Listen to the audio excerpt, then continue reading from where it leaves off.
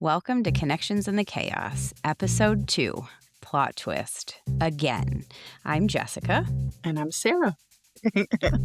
All right, check in. Jessica, give me your 2 words. 1 to 2 words. Where are you at right now? This is for the week.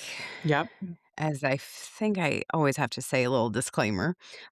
Disappointed and confident. And wait till you get to my song lyric. They're going to just feed so nicely into each Oh, other. I love it. I love it. You're so good about thinking about your words before we start. And I don't know that I've thought of mine. I know one is overwhelmed for certain. Um, and maybe the other is excited about things Okay. on the horizon. Yeah. Yeah. I can't wait to hear your song lyrics. This is a teaser. Little teaser. Yeah. It's good. Okay, so now we'll move into our new segment, new Yeah. official segment, Course Okay. Correct. Is there anything from the last episode you would say differently now or you would like to address? Yeah, so there were actually, as I listened to it, again, shamelessly many times, because I'm still so excited that it exists in real life, real podcast life. But one of the things that stood out to me was I feel like when I was talking about riding the roller coaster of emotion with my kiddos, my daughter thought that was very funny. She threw it back in my face one day. And she's like, Mom, don't get on my roller coaster. I was like, oh, you listened. Oh my gosh, I love It that. was great. I was like, thank you for the reminder. Um, but I think I implied that feeling feelings is like hard or uncomfortable or shouldn't happen, right? And what Hmm. I want to say is if you thought that's what I meant, I work really hard not to be afraid of feelings. And I believe firmly in going through the feeling you're having, not pushing it aside, stuffing it down, and not feeling it. I think the feeling is incredibly important, right, in the world of nonviolent communication, which we've touched on a couple times already in our podcasting. But feel the feel it deeply. Me saying like I don't want to be a part of the emotion doesn't mean I don't respect it. I don't see its purpose. It just means I need to keep my own in check in the moment to be most useful, most supportive. So that was something that I thought, oh, maybe somebody might think I was implying that I don't like the feelings, but I actually really do. I think they're great tools. Yeah. I mean, I didn't interpret it that way at all. And sometimes I don't like the feelings. I mean, fair. just to support whoever may be thinking that. Yeah. It is. It's hard. And I think we're taught for so long. I think we're starting to get better as a human race, but I think we work really hard to hide feelings or teach that feelings are a sign of weakness. And I've learned a lot in the last, I don't know, even 5 to 7 years about the way that they can be used to indicate what's needed, right? So I find them to be very valuable. So Yes, as annoying as they can be, they are very valuable. yeah. Is there anything from the last episode that you would say differently now? Yes, it may have been the first episode. I'm having trouble recollecting, but I said about previous jobs that they were not ideal, and that's actually not accurate. They all served a great purpose. I learned so much from all of them, and they ran their course, I guess I would say, and instead of not ideal. Yeah. I think somebody told me recently that you go through different parts of your life and different challenges to learn specific lessons, and you'll keep experiencing those kinds of challenges until you've learned the lesson they're meant to provide.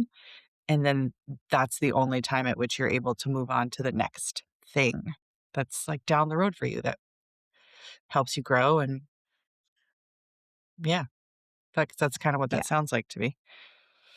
I totally believe that, and Yeah. also, I my last job was not at an institute of higher education, and when I moved to that job, it was always my intention to go back to Mhm. higher ed. So, yeah, it wasn't surprising. It was the surprising part was what opportunity came up when it did come up. So, Yeah. And you have to anyway, be it's going op great. yeah, open and aware, right, that it's there. You said something about, last week, believing that opportunities find us when we're ready. Mhm. Yeah. That's that's it, being ready. I love it. And I every morning well, the mornings that I read The Pivot Year, Mhm. they all land Mhm. very much in that sense with Yep. me. I love it. And thank you for, gifting that to me as well. I'm not reading it every day like I'd like to, but it's when I do, it's great. All of what we're talking about makes me think of our chaos report and the idea of change, right? That plot twist. And so, is there a plot twist for you from this week? Whether you chose the plot twist or not, that you're thinking about, that you're processing? There was a moment in the week well, probably many moments in the week, but where that I had to pivot on the fly because I did not choose that chaos, Mhm. and, I won't go into great detail, but the summary is an unexpected conversation happened about maybe 20 minutes before my life coaching class on Thursday, which happens to be at 10 p.m. So it's like not an ideal time for anybody, probably anyway. Yep. Um, and the conversation resulted in very big feelings on a massive, the biggest roller coaster I've ever been on. I had to just reset and I don't know, tuck and roll off the thing so that I could get into the class and figure that Ah, out. suck and grunt like a And fighter pilot so you don't black out on the roller coaster? y- yep, except you know that I don't even like roller coasters. So I wouldn't even know that. But yes, I mean, it was not chosen, and, the one that stands out the most because it was had lots of associated big feelings. How did you said that you reset, you did the tuck and roll, the suck and grunt. What, I've actually had to do that before, it's really wild. Um, I guess fighter pilots do that when they're, like, experiencing all the G forces so that the blood doesn't rush from their head. I Um, should do that when I stand up because I have low blood pressure. yes, please do. Please do that. Um, but what do you think helped you to reset in that unexpected moment? How did you pivot? What tools did you use? Um, Explicit words, and I had to I mean, this is a course that I paid a decent amount of money for, and, I had a choice. I mean, I could have, like, skipped out on the course, but I'm not doing that, so Yeah, it was just, like, still felt all my feelings and chose a different action, which was, "I am walking away from this." yeah. And sometimes in the moment, right, you have to the thing that's coming up next is so quick, and there's not a lot of time to process those feelings. So sometimes moving on to the next thing is the strategy. Do you find, um, how do the feelings exist after that pivot? Like, do you have to come back to them? Do you feel more calm afterwards because you just put your mind in another place, or do they resurface and then you have to feel them all over again? Probably all of those things. It depends, I think, on the situation, but, Mhm. um, I think I work through them more so myself, and, maybe that's a good thing and maybe not. Yeah. Not sure if when it I say that in a sense of when other people are involved. Um, yeah, I don't know. All of the Yeah. above. Yeah. I'm trying to think about what that I would feel like in that situation. I think I processed the things for so long after if I didn't complete the feeling cycle, right? Of like, getting curious, why am I feeling this? Where's the root of this big feel? I know all the answers to those things, Yeah. so it takes less processing time, I guess, is Yeah. the when it's maybe more of a repetition or a pattern. Mhm. It's, A long and lasting roller coaster. yeah, lifetime. And then, like you said, the busyness and having to shift, Yeah. it's sometimes might feel like I don't have a choice, which sometimes benefits me, Yep. that there's a lot of things going on where I feel like I am really grateful to be overwhelmingly busy right now, Yep. to not be forced to process some Yes. things. Yeah, that's fair. It's hard and What about it's you? important. So I feel like my every day, my every moment of every day feels like a pivot a lot of the time. And that goes back to like the busy, all the things on the plate. And so if I really thought about it, there's so many micro pivots in a day, depending on what's coming at me, in terms of how kids are doing at school, how adults are doing at school, how my kids are doing, how my family's doing. I think I guess I wanna say this is funny, but sometimes I'm like the absent-minded professor, and I signed Isla and Gordy up for softball and baseball, like, back in March, the beginning of March, and I always take a screenshot of what I did online, and so that I have the receipt, right? The receipt. And somehow I didn't recognize that I didn't actually go all the way through the process. There was like if I scrolled down a little like waiver or like you read that you signed off on these expectations of all players within the organization, and then you can pay your fee. Well, apparently I didn't do that. So I never finished the registration. And then luckily, my good friend Jessica, Coach Jessica, was like, I don't see Isla on my roster. And I was like, well, that's impossible because surely on March, whatever, March little numbers, I did the registration. And so that was a pivot. And I was like, oh, good Lord, having to, admit my mistake and ask for help, which can be very hard. Um, but luckily, as my dad would say, I got a guy, I got a girl, actually, who helps me with that. And lo and behold, Isla is signed up for softball, and we start Yeah. tomorrow. She's very excited. So yeah, that's a pivot. I think there have been several. Um, I think there's a lot of change on the horizon, and so stay tuned for how all those pivots um, play out. And I have a full page of song lyrics this week that might relate to how I'm feeling about some of those things. So, without talking about what the changes are going to be, you'll get to know how I feel about such things through music, which Yay. is my my life's love.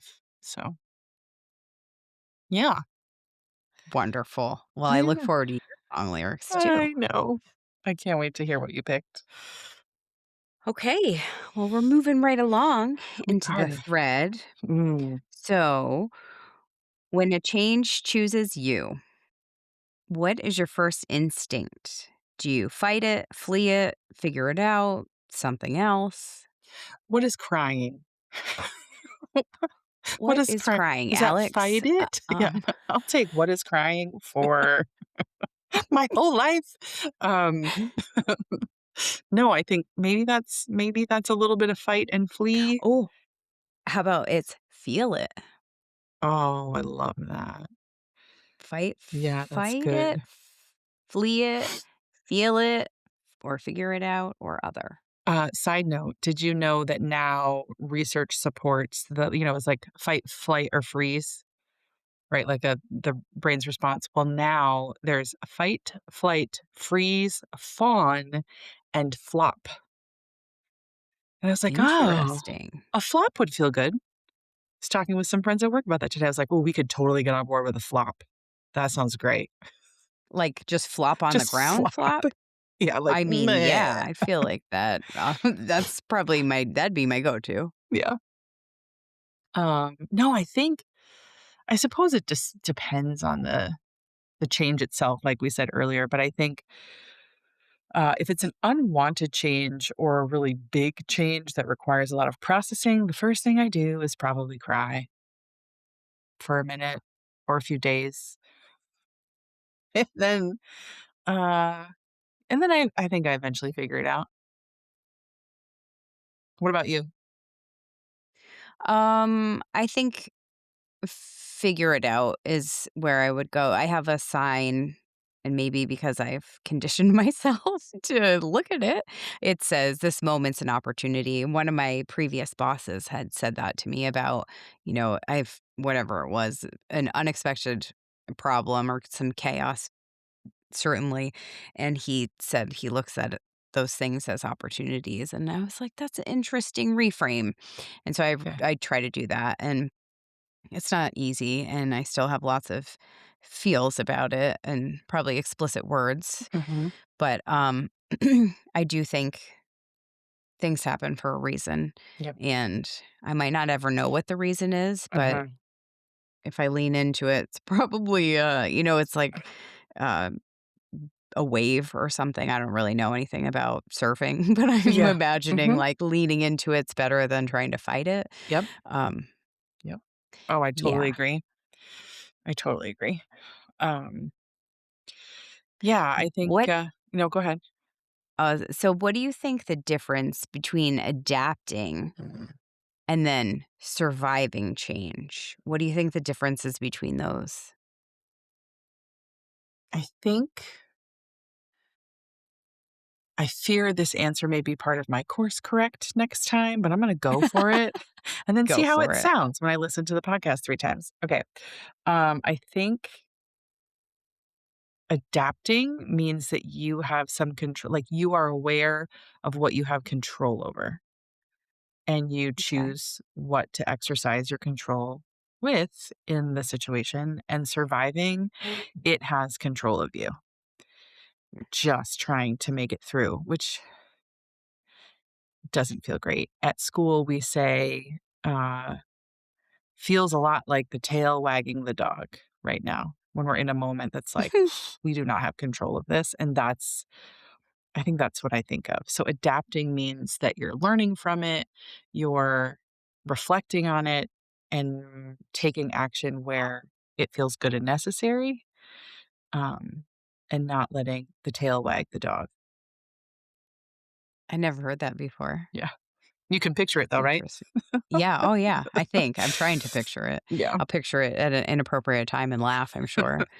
I hope so. Um, I think I can when I think I said this before, that sometimes I oversimplify things. Mhm, And I think this is one of those situations. And I would say the difference for me between adapting and just surviving a change, it ties into what you said is curiosity. mhm. And that Yes. is the difference. Yep. Yeah. Be curious. And Yeah. also, And if like, I go ahead. remembering that you have a choice at every moment, right? And you get to decide what you're gonna do next. Control. Like, you have control. Yeah. My good friend Sarah once told me, it's coming. I don't You're know. not a tree. Yes, that's what I Move. wrote that in my notes. Oh, And most recently, I said to my sister when she was thinking about change, a pretty significant change, a good one, I think, but she was thinking about it. She's like, "Oh, what if, what if, what if?" And I was like, "Yeah, that I get it. I totally get that it's hard to know what there's no crystal ball, what's on the other side of it." Um, and I said, the standard, "You're not a tree. Good news is you are not a tree. You don't have to stay there." And I said, "And actually, what I learned last summer when we planted a whole boatload of trees in our property is you can just get yeah. that little 70-year-old man up the road to come down with his big old tractor and he like digs a hole and then he goes back with his huge tractor spade and he just like picks up a tree, roots and all, and then drives it to your house. So if you get stuck, just let me know and I'll give him a call. He's a lovely gentleman and he will move your tree." Turns out you can move a tree. Turns out you can. Even, like, sizable Oh, ones, just so you know. You could also chop a tree down if needed. So, I mean. Yeah. when Some desperate things times. regenerate, right? Yeah, totally. Um, I really like this idea about, the transition that maybe you initiated, but it's still like, the result still caught you off guard when it's actually happening. Have you experienced one of those lately or one that was maybe pivotal in your existence? Mm. Yes. And I'm not sure how comfortable I feel saying specific. So I Yeah, will just say, like, when you know something is coming and you expect it to be coming, doesn't always make it easier. yeah. Even though you have the information and Mhm. you might, or I thought like maybe um it would make it easier. It really Yeah. didn't. And I think that's largely the situations I'm thinking of are because other people were involved in like big feelings with of love Yeah. really for them. Yep. And um and that caught me off guard when the change actually happened, like, "Whoa, I thought I was prepared for this." And you know Mhm. me, like, well, Yes. when I am prepared for something, Yep. I'm prepared for it, and, I am safe um if I am prepared. yeah, Yeah. Yep. and, while I Yep. was safe, I was unprepared Mhm. for the after. Yeah. Yep. I think I can, and I think you know this, can relate deeply to that kind of, plot twist and the feeling of being prepared and pouring everything I can and have into the preparedness and just trying to, lean into the wave, and there's just some things you can't prepare for sometimes, you know? Yes, yeah. Um One, when I was in labor with Keegan, I think I've told you this story, but, I took all the classes, read all the books, and then I had like the timer app thing for contractions. And so I timed them. I forget exactly what they were, but there was the rule of 511, and it was Mhm. like 5 minutes apart for five something. I don't know. But anyway, when I finally called the midwife, it was like, I think 3 or 4 o'clock in the morning. They called me back and I said, "But it's not 511." So I, like, wasn't sure if I should call, and she said, "Well, it doesn't always happen like that." And I remember, like, sitting oh, like, "Excuse me? This is not what, like, This What do you could have been mean it doesn't?" dangerous. It's I a was bad not situation. informed. And, that was a real good introduction to how much you can plan and prepare for children. I was gonna And say parenting, that's the crux of it right there. The perfect yep. example. Oh, The biggest plot twists again and again and again and again and again. every moment, every day, every other day, yeah. Oh, parenting, not for the faint of heart. Oh, goodness, no. Now my kids will sometimes say, "Have kids," they said. "It'll be great," they said. I'm like, "Oops." It is great, it is wonderful, and really, really hard. So Really, really hard. hard. Keegan told me that he's since changed his mind, but he once said, like, "I'm not having kids, there's so much work." And I was like, "This I feel so validated right now." Yep, yep. I know. His little buddy, Gordy, is a good reminder that children are exhausting. They're all exhausting in their own way. Even if Yes, they don't have high energy, they still yes. Well, and he just yeah. adores Keegan, so it's all like, "Keegan, Keegan, Keegan, Keegan, because 'cause you're the coolest kid I know," like, it's adorable. Totally adorable. But I think, when I got this notion that I could be a principal, at first I was like, "No, not happening," which I think I've already said. Um, and I don't think I knew exactly what to expect by any means.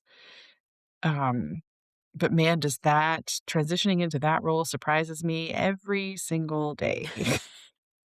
I bet. Oh my Every single gosh. day. Um, and I think some of it, again, I've also mentioned this, is like the jumping into the fire and having to make so many decisions throughout the day and support so many different moments simultaneously. Um, I often joke about needing to have a giant mason jar that at the end of each day, I just write down on a post it note without any identifying information.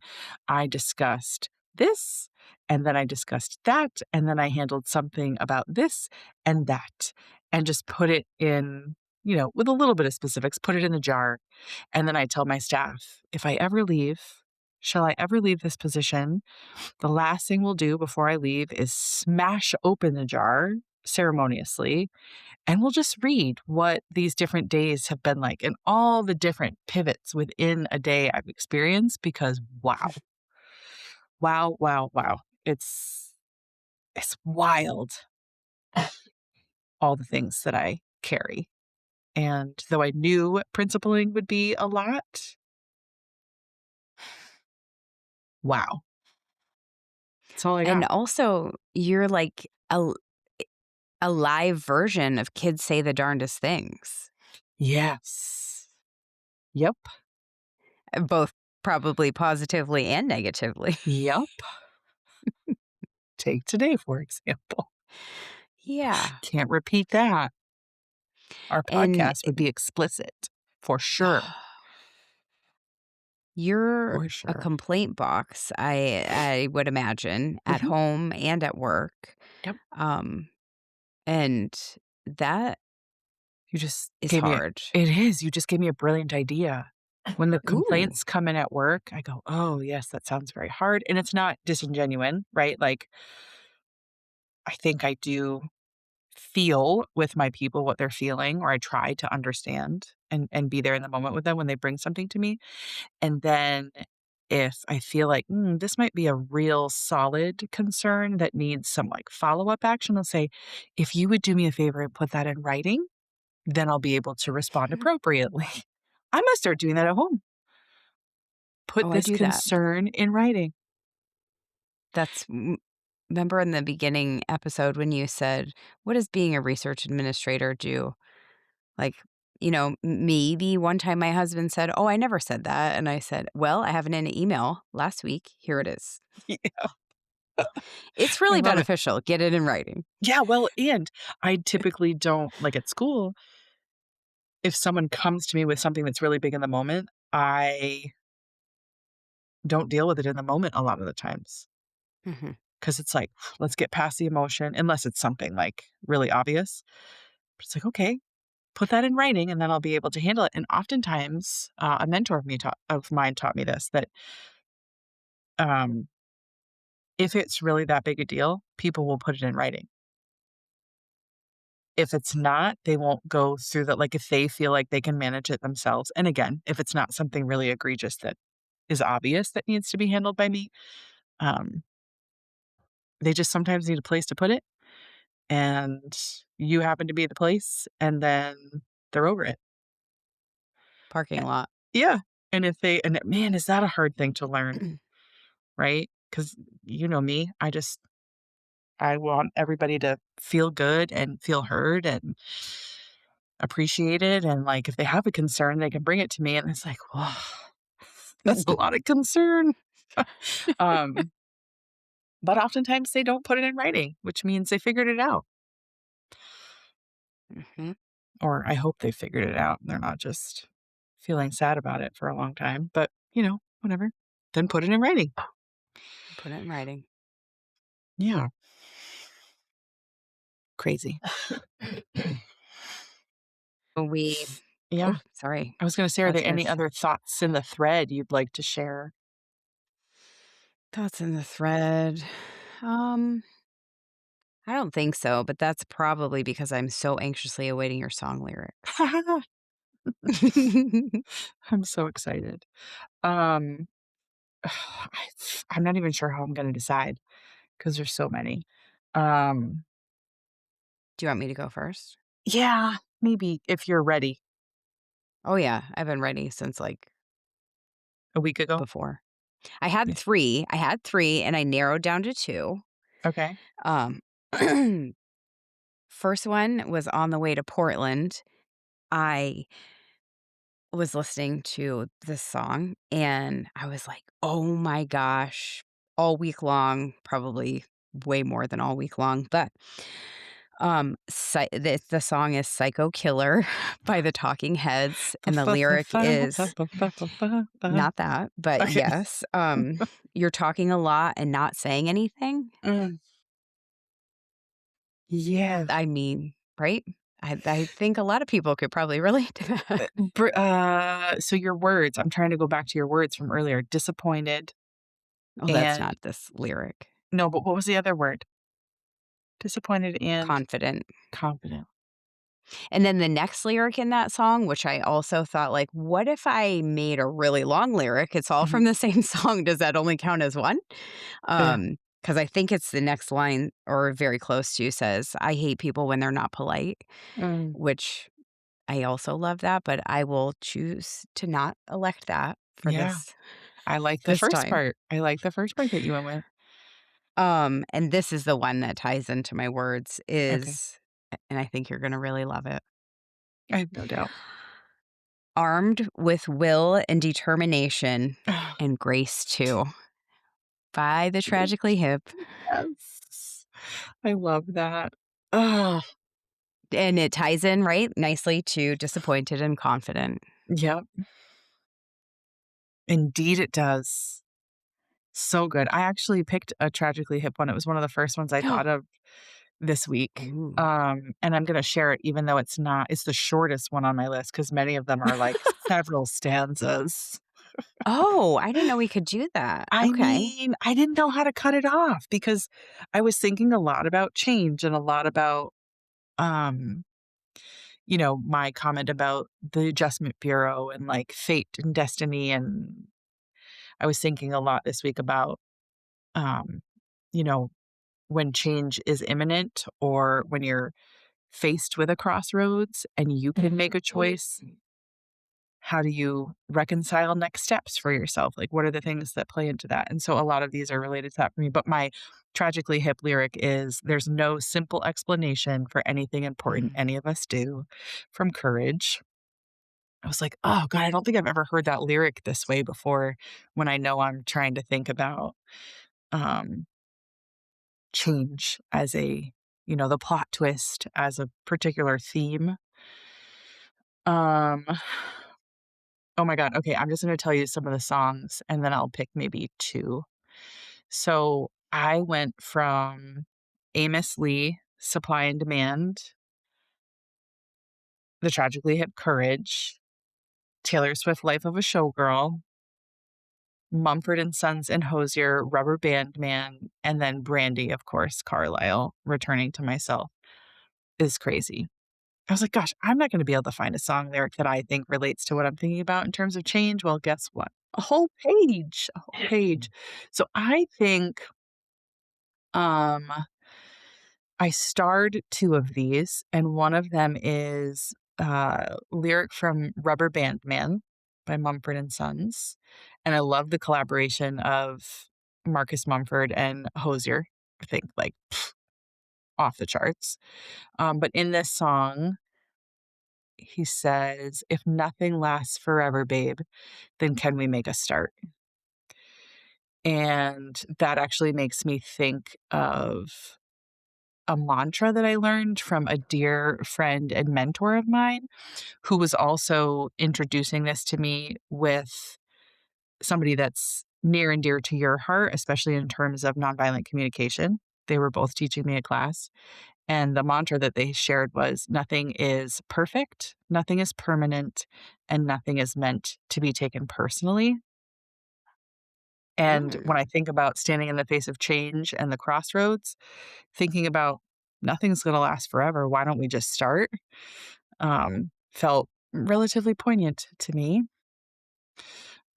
This one is also relatable to that. From Brandy Carlisle's Returning to Myself, the title track of the most recent album.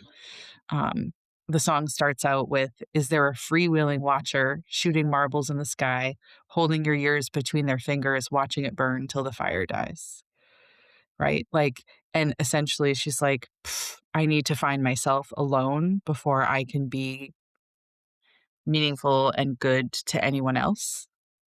This whole concept of returning to myself. And in the face of change, why not give it a go? And also, it's your life. Find the place that you best fit and the desire that you most have, and take your path with that in mind. Yeah, that's where I landed. I feel like I talk song lyrics the rest of the night. That's What was Taylor Swift's Life of a Showgirl? um the last part. I love this. So, two stanzas at the very end when she says, "I took her pearls of wisdom, hung them from my neck. I paid my dues with every bruise. I knew what to expect." And then all the headshots on the walls of the dance, headshots on the wall of the dance halls are of the bitches who wish I'd hurry up and die, but I'm immortal now, baby doll. I couldn't if I tried. And in terms of change and making a pivot, again, the crossroad, it to me, it was all about doing whatever it takes to chase your dream. And all the naysayers that are like, "Oh, don't choose that path. Don't do that. Oh, nope, that's not the right choice for you." And saying, "Actually, no, I already know that's what I want, and I'm gonna go for it. I don't care. I know what's gonna happen, and I got it." So that like conviction of this is my life. You can tell me it's not, but watch me. Yes, watch Yeah, me. My third that now I feel, it will be okay for me to say I love it. is, just one line, but, Yeah. it was and I had this one first before I had the other 2, was Taylor Swift from Dead Poets, Mhm. um, "I Could Do It With a Broken Heart." Yes. Said, "Fake it till you make it." Oh, I The love it. one too I mean, I love all the lyrics in that song, but the part I really love when she's like, "I act like it's my birthday every day," or, like, "I Yes. cry, it's an I'm so art." depressed, I act like it's my birthday every day. Yeah. Nice. Oh, Oh, yeah, T-Swizzle. that's a lot. We had a lot of song lyrics Oh, I this know. week. I have more. I basically shared almost every one. The only one I didn't share is Amos Lee, and I'll save that one for next time. Okay, I will unlink it. I was like, "Ooh, I better write these things down." Yeah. It will help in the editing, Yep. or I guess it's not really editing, but Like okay. in the yeah, I know what you mean. Tool and takeaway.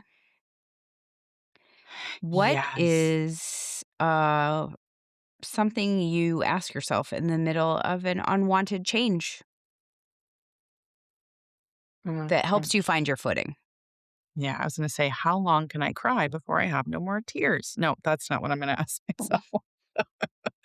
Um, God, something I ask myself amidst an unwanted change to help me find my footing. I'm sure I have something good. Um, I don't know. Probably the curiosity one. Um, like, how can I be curious about this? And I think I often probably lean pretty quickly towards who can I talk to about this? Who's going to give me what I need in the moment, which is so interesting because sometimes what I need is someone to just be really upset with me, even if briefly. The commiseration a little bit. Um, but then those people are also some of the same people that I would say, okay, now that we got that over with, um, help me out. Help me process through. I am such a verbal processor. I have to talk about things um, to be able to feel like I've wrapped my head around it. So I'm probably asking questions about who are my people and what do I need most in this moment. And based on that, who's my first call? I What like about it. you? Probably the opposite, which is, you're saying like, I'm a verbal processor and I'm thinking, here's mine, WTF. Okay. Just So that's it. yeah. And I ask Yeah, yeah, yeah. myself and then I move on and Yeah. we're Do done. you ever answer the WTF question for yourself, Oh, or do you just yeah. say it? I mean, both. But no, more often than not, I do answer it. Yeah. I mean, that's fair. I'd be lying if I didn't say that was also part of it. That's probably the initially where I go, though. Yeah. I tend to, while and I'm very proud of this, haven't had to censor myself much on the podcast. I tend to gravitate toward the explicits. Yeah. Yep. Mhm. Same. Like the WTFs. Yeah, Commonplace in the face of change I guess so. I and mean, big for this feels. crowd, it is. Yeah. Yeah, yeah. No, So, that's what do good. you think for the listeners? What's one small thing they could do this week if they have a plot twist, chosen or not? Fight, flight, freeze, fawn, or flop. No. I mean, it's bound to happen, right? Big feels bring that along, but, I would say breathe, take a Mm, breath. Nothing is permanent. Plot twists are the only constant a lot of the times, right? So, I think for a while now, I've been saying to myself, the universe, like you said earlier, the universe, this is happening for a reason. I might not know it, but I'm going to lean in and believe that this is for good, right? There's something that I need that I don't already have that this plot twist is about to deliver. Um, I think I said recently to someone who needed to make a change at work and came to me, and I could tell they were a little nervous. And I was like, listen, 4 years ago, as a brand new principal, this change at this time of the year would have absolutely leveled me, but not anymore. I've done this only for 4 short years, but realized that every time a change is needed, what I need to weather that change and to come out on the other side occurs, and it's not worth you feeling like you have to stay on the path you're on just to satisfy what I need. Like, it'll all be all right because nothing's permanent and nothing's meant to be taken personally. So mm. make the change for you. No. I was going to say I respectfully disagree with that one. Yeah. Maybe To be taken the personally. I think sometimes things are meant very much to be taken personally. I mean, possibly. I think to me that mantra is about you might have meant it personally. I don't have to take it that way. Mhm. That's a you problem, not a me problem. But I get what you're saying. I totally get that. But yeah, like just not getting, um, it's so hard to think that things aren't permanent, but it's 100% true. And so there's things that we want to be permanent forever and ever and always, and it's just not the way it goes. And so I think I say to myself, okay, this was meant to change and it's going to be okay. If I can stay curious and find a way to adapt to the change, I'll come out better on the other side.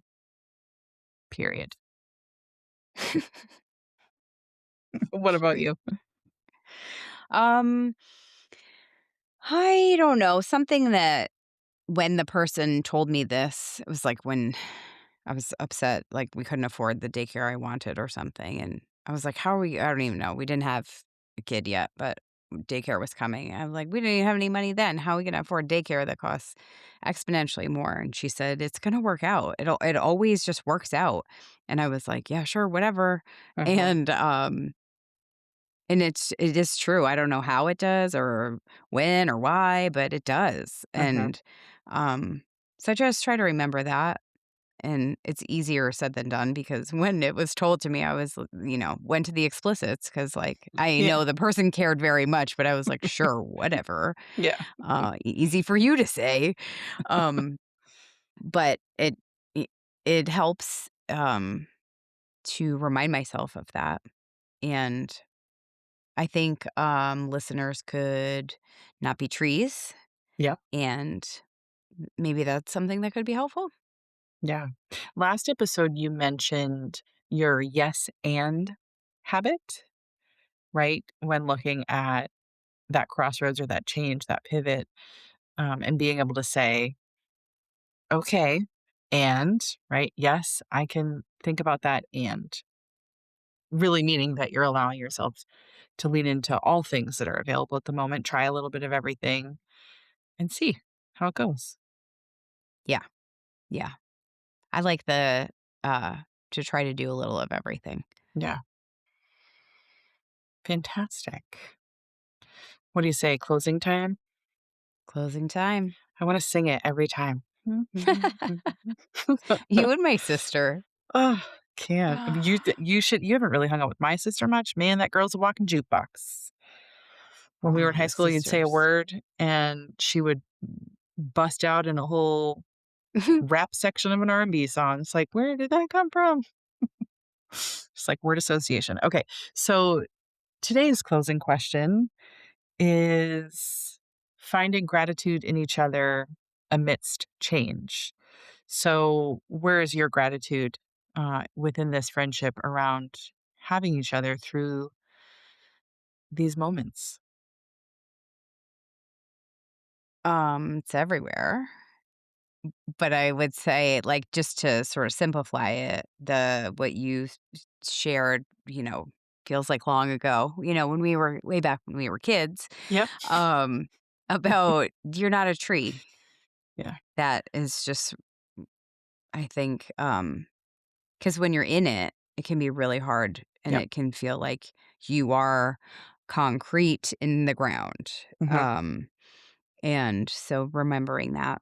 And that was really I remember when you told me that it was like, whoa, just mind blowing. Hmm. I remember And feeling the same way when I first heard that. I was like, oh, no way. Yes, it's right. We have some control over, we might not always be faced with control over the choices that we're faced with, but we have control over which we choose yes. and Yeah. the attitude with which we choose it. How many expletives come out before we make a move? We have control. Unlimited. Yes. I think that I am so grateful. So I was talking earlier about when an unexpected change comes up and I'm feeling all the feels inevitably, thinking about what do I need in this moment and who's my person that's going to help me with that, who's most aligned to the place I'm at in the process of change. And I think I love that you serve many of those supportive roles for me on many occasions. And what I love most is that when I come to you with something, you don't just tell me what I want to hear.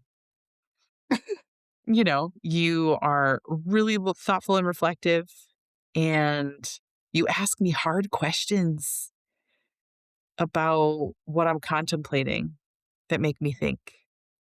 It's like, well, shoot, I hadn't thought of it that way, but it's super helpful just to Really? know. Yeah, Huh. you do. And I think sometimes you've asked me, you're a person in my life. There is definitely a solid handful, but you're a person in my life that because honesty is something that's so important to you, you don't beat around the bush, I don't think. Like Mm. you go straight to what you feel the heart of the matter is, and you ask me the hard questions about how like what I really should be thinking about. Not just like, "Oh, feel sorry for me, Jessica," or "Tell me it's gonna be fine," or whatever. Like, it's not flowery and it's not fluffy. It's true solid friendship that is incredibly supportive. Which is also hilarious from the one who lives in the land of rainbows and butterflies. Or my friend Jessica said, rainbows and puppies. Yeah. Well, I don't know. Yes, and mm, you don't give yourself enough credit. Thanks. I mean, Yeah. not thanks, Yeah, yeah, yeah. No, I know what you mean. That can be a thanks. I have to ask you something else before we leave Mhm. that I Yeah. meant to ask you at the beginning. in our course correct. It wasn't so much a course correct, but I gotta know how basketball went this weekend and if there was a hat hood situation. Oh, there was a hat situation. Not so much for me until Sunday morning, about 2 minutes into the game. So Mhm. that was a thing. But on Saturday night, the boys played, and their games were very late. The first game was 6 o'clock, I think, and the second game was 8. And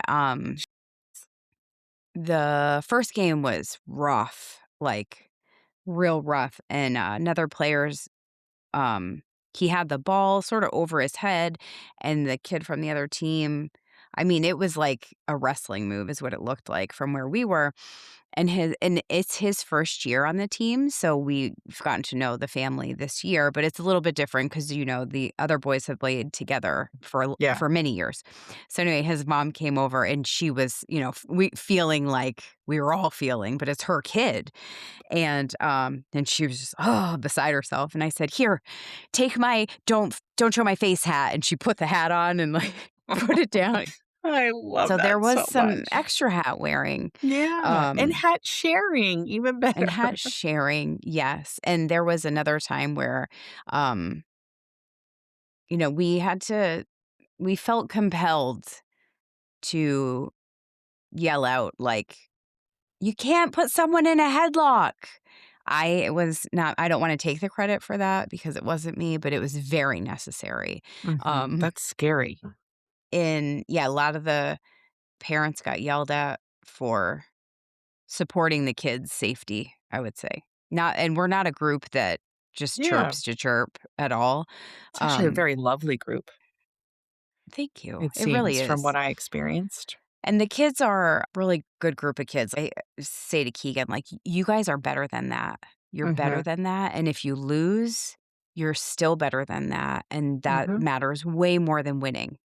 You don't need to play like that." Um, and you know what? They won anyway, so That's great. there was that. But yes, And lots of plot twists in the games. I So that bet. first game, they won by not a ton, but, maybe 5 to 10 points, but so then they lost their second game, and the team was very, very good, and they Nice. were good sports, and they were just Awesome. really great players, and then the second game, they ended up winning by 3 points. It was like almost a Oof. buzzer beater, and the Wow. amount thought, like, "I need heart medication because this is just so insane." And then they played the team they lost against. It was the championship game, and they did lose against them again, but, Some um, good solid basketball. yeah, it was the first time they really had really good competition, so Nice. it was a good experience, and now That's we're ready to exciting. move on to baseball and softball. Yes. Yep. Tomorrow. Well, for softball anyway. I And know. then we go into a basketball banquet, like, immediately following softball, which Whoa. is a good segue into our potential topic for the next session, which we are Mhm. calling "Busy is not a badge. It's a Mhm. barrier." It can Yes. be a barrier, Sure perhaps. can. It can Ye also be a mask. Yes, that too, for sure. I can relate to that. Yep. We are maybe skipping next week Mhm. for publishing because 'cause we'll be away, and Yep. then we'll come back with some fresh info and Yes. really Love it. busy. Yep. It's the way we roll. It's the way we roll. The paradoxical life. Oh, boy. I love you so much. I love you, and thanks for being in the Mm. chaos with me. Yes. Welcome to it. Connections in the chaos. We'll see you in it. We'll see you in it. Bye. Bye.